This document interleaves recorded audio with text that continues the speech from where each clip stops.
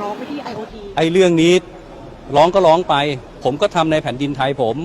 มก็มีพี่น้องทหารที่เข้าเวรเข้ายามอยู่ถูกไหมเขาก็มันก็ล้า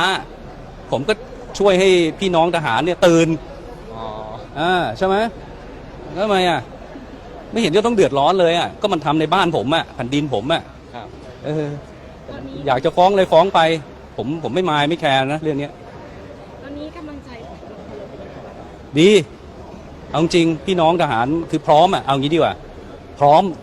เมื่อไหร่เมื่อนั้นเมื่อได้เปรียบเอางี้แล้วกัน